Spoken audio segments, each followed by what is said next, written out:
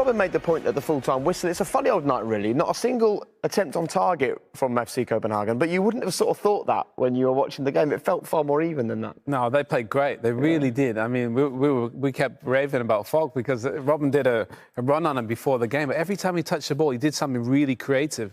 It's a shame he didn't have anybody to feed in the box. I mean, United got Rashford, Greenwood, in Martial. He didn't really have anybody to link up with. But I thought they played really well. Just nothing to show for it. I suppose there'll be a bit of relief as well, won't there, from the manager, because you can have a night where you dominate, you can have a night where you have plenty of shots on target, but in knockout football, if you don't score, then you're out. Tricky. It's very tricky, especially in the first half. You know, you could tell that Manchester United should up a level, and they did. You know, they did. They kept pushing. They created so many chances. Their goalkeeper Johnson made 13 saves, I hear. So, it could have been 3 or 4-0 easy. But Johnson had a game of his life. We'll have a look at some of those saves in a moment. But whether it's Wolves or Sevilla in the semis, they'll have to be better in the next game, United, you imagine? I'm not sure. I think they were very good tonight. They created so many chances, 14 chances. As Robin said, but for the keeper, it's 3-4-0. And Copenhagen played well. Don't get me wrong. We underestimated them before the game. They had some really good players, as Falker said. We've talked about Falker. He was all over the place. Yeah. Some tricks as well, but they just didn't really have a centre forward that could, really get into a position to try and finish off some chances that he would create. But yeah, job done for United. Move on now. It's going to be a lot trickier. The next game, we know that whether it's Wolves or Seville, we know it'll be trickier. And if they play similar to that, I don't think we're far away. OK. Look, people are critical sometimes of Bruno Fernandes. They just say, he's the man who scores penalties, the stats don't tell the truth. I mean, the reality is he's come into United and he's transformed that football club. The haters can say what they want. This is a man that has an impact. Tell you what, if you're hating on him, then you should go watch a different sport, because I don't think I've seen a player outside of Kevin De Bruyne create as many opportunities in the game of football as him. All the United players, as good as they are, they look to him. They get the ball into his feet. I mean, Rob made a great point. Martial I've never seen him with the turn of pace that he had today. If he plays like this, then anything's possible. Scholes made the point, and Mata had a big impact on the game. And Martial just gets the decisive penalty, which was really nice to see Bruno Fernandes hit it like Harry Kane, not do that hop. I love him as a player, not a big fan of the hop, but surprises the keeper and a brilliant penalty. I just like the fact that he knows the keeper's had a good look at the way he takes penalties and he's adapted. Yeah, it's a great idea, and it probably caught us with a little bit of surprise. We were all waiting for the hop as well, and to do it in the game was really good. But he's made a massive difference. He's a midfield player, number 10 really, is he? And the only thing he thinks about is scoring goals and making goals. And as Robin will tell you, for a centre forward, that's brilliant. Look, Robin, few goalkeepers got the better of you over the years, but this evening we have to make mention of the goalkeeper for Copenhagen. I mean, as you've said, it's a record, 13 saves. No one ever in the history of the Europa League has managed as many as that on a night. Paul and Owen were laughing, saying he's got himself a move somewhere. Yeah, I hope so for him. He really earned it. He made some proper saves. Not just balls going towards him, but he really went for them. He put his body in the line. He actually really went for great saves. The save for Martial in a bit, this one here, that's an unbelievable save with one hand. Here, this feet work, very good. It's like, I think this is his best game of his life. It must be. I think that save from Martial is the best one. Anthony Martial creates that position for himself so many times and normally finishes it. That's a good one. This one's offside though, into Marcus should show a little bit more composure there. He just blasted it and it's hitting. Left hand. And also some great saves with his hands, with his feet, one? Everything. Yeah. Come on. One of those nights where he would just feel invincible, wouldn't he? Yeah, you know what, he probably did. And probably was the only thing that was going to beat him was a one from the penalty spot, but look, they absolutely peppered his goal. And he stood up to every challenge. You got to take it out after him. He was unbelievable. Look, Robin, as a man who plied his trade in scoring goals, does it bother you that it took United 14 attempts to get the goal this evening, or is that just a testament to the goalkeeper, and on another night United may have had 4 or 5? No, I actually think that Manchester United did it clever. They started slow, and you could ask questions after the first half, like, okay, are they picking up or not? But if you look at it, if you look back at it now, they started slow in the first half, and they just built the game up, and they created so many chances in 120 minutes. So overall, I think that they did really clever tonight. I know you're keen to talk about Anthony Martial. I like him. I've always liked him. I thought, you know, is he a number 9? Is he a wide player? He's turned himself into a number 9 at every game I watch, more and more. So I think when he squares a player up and gets to run at him, I think he's unstoppable. I don't see how you stop it. If a defender commits himself, he's going to give fouls away. Again, he's great dribbling, and he's normally a brilliant finisher. Tonight, the finishing just wasn't quite there. At the end, there's so many brilliant bits of play he produced. What I like about Martial as well is that he has eye for his teammates.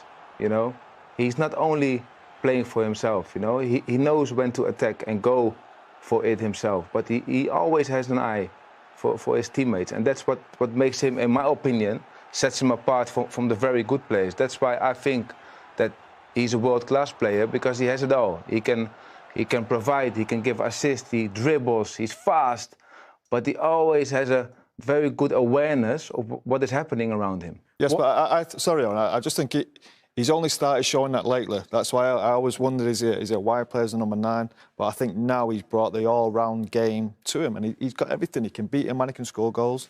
He's got everything that you'd want in a great centre-forward. Everybody has a strong opinion on Anthony Martial, but all the players that have played know there's a really special player in there. But at times it looked like he could invest more in the game. Today, you could see, wow, I mean, he's a Ferrari, isn't he? Yeah, honestly, he was struggling under Mourinho, right? Yeah, I think you just wanted to see him work more and run more. And today, Robin's right. He just looked like a £100 million player, the way he played. And I know the goal wasn't there, but overall, his performance was brilliant.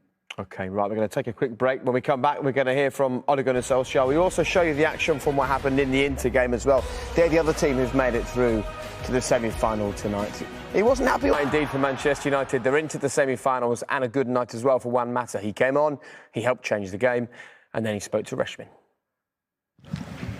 Juan, congratulations, a third semi-final this season. What is the overriding emotion after a game as difficult as that? Is it just joy or is it just relief? I'll say that today is more relief, to be honest, and tiredness. I think the team is quite tired physically, and you could see in the game it wasn't the best of games, but at this stage of the season, with so many games behind, so many months, it's very important to win games like we did today, and we go through. And you know, we came to Germany with the aim of staying for quite some time, and hopefully we can win this tournament. You say it wasn't a good game. Neutrals really enjoyed watching that game. Our commentary team really enjoyed watching it. It was end to end, particularly in that second half. Why was it so difficult? Why was the first half so difficult? And then obviously the second half opened up a lot more. I think it's normal that happens, because both teams get a little bit more tired. There are more spaces, there are more chances. First half wasn't easy at all. They defended very well and they played some good football, so credit to them. I'm glad that people enjoyed watching the game with so many chances. We could have scored more goals, to be honest, in the extra time. But yeah, we are through. They were seen as the underdogs. Was there a little bit of complacency in the Manchester United team, do you think? No. I don't think it was complacency. We knew they are a good team. They played some great football in the last game when they qualified. So we knew we had to play a good game overall and try to create chances, as many chances as we could, like we did. We scored 1 goal. Of course, we're happy when we score more than 1 goal. But overall, now it's time to recover, to train, to wait for the rival in the next round and try to win.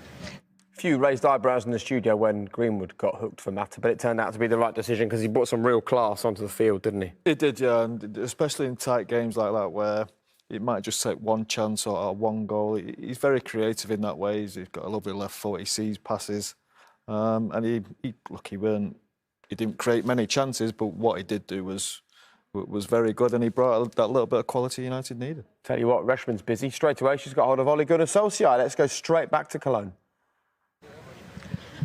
Ollie, I feel there's so much to unpick in that game. A couple of goals disallowed, a penalty given, a penalty not given, and a world-class performance from the opposition goalkeeper as well. Yeah. How proud are you of your boys for getting through this game and reaching the semi-final? Of course, it's a third time this season, or we've been to the semis in every competition we've been in. So delighted that we're through. Of course, I think we deserved to win tonight. As you said, their keeper was fantastic, actually unbelievable. But then we hit the post a few times. There was a couple of VAR offside decisions against us, and it could have been one of those nights that you end up with a penalty shootout, because they created opportunities. Maybe not shots on target. Sergio didn't have to make one save, I think, but we had to block, we had to defend well, and they made it hard for us. Any complaints about the VAR decisions, especially the penalty not given? Nah, well, they've made the decisions they have. So there was a couple of tight ones, and but when it's subjective like that, it's always we can always discuss. Yeah, that first half looked very, very difficult. They seemed to have this game plan to just sit very deep and frustrate you. Why was it so hard for the team to respond, do you think? And what did you say at half-time? Oh, well, it's a good team we're playing against, well organised. That's the thing. They had the press, they had a game plan. They had triggers when they jumped and pressed us. Of course, they had a decent chance first half when they caught Fred on the ball. Good recovery by the lads there. I know Ståle really well, and I knew they were going to be hard to break down. So it was about patient, not make mistakes, don't give them opportunities that we don't have to, let them earn chances, and we knew we get chances. Anthony, Marcus, Bruno, Mason will always create chances. Paul, always in every game. And there were so many of them. Yeah. Was extra time almost the last thing you needed, especially after such a long season with the games coming up at the weekend? I don't think so. I think maybe we needed it. I think you felt, towards the end, yeah, we can get the goal, but you don't go gung-ho and try and open up and they could counter-attack on you. You felt with another half an hour to play, we'd create more chances and score goals. And good goal or good take by Anto, and we created a few others as well. Yeah, absolutely. And Bruno, of course, took the penalty that has won you the game. Changed his technique. He didn't jump this time. Were you aware that he was going to do that? He's done that. He knows that keepers will wait for him to do the jump. He knows. I can't remember who it was against. Was it Sheffield United or no? I can't remember which one. Tottenham, was it? Tottenham. So he practices both of them. So and he practices both sides. So he's got them sorted better than I was anyway. And I'm sure you're well aware of the phrase "better the devil you know" or "better the devil you know don't." Wolves or Sevilla? Which one next? Who's the preference? Two good teams, definitely. We know everything about Wolverhampton. I had. Last 16 round or last 8 round with Molde against Sevilla, so I've got something to get back at them as well, so I don't mind. Congratulations tonight. Enjoy the evening. Thank you. Thank you very much, Ollie. Thanks. Yeah, well played to him tonight. How important is this 6-day break going to be for them now, do you think, Robin? Sorry again? How important is the break going to be now for Manchester United? They don't play again till the weekend. Well, I think that they need at least 2.5, 3 days after extra time, and it's a funny odd season now, So you can't really judge how people physically and mentally stand. Normally, if you have a normal season, you would know. But by the end of it, people are fatigued, people are tired. But now, with the whole Corona crisis situation, it is very difficult to judge where people are physically and mentally. So as a coach, I think you should keep a very close eye on your players, extra than normal, and recover now and then go again when they have to. But like Solskjaer said, maybe it's not such a bad thing that they played 120 minutes tonight, because they missed a couple of months, obviously. Well, they will go again. They'll go again at the weekend, as will Inter, because they're the other team into the semi-finals, and we'll show you how they did it straight after the break. Highlights of this one ahead.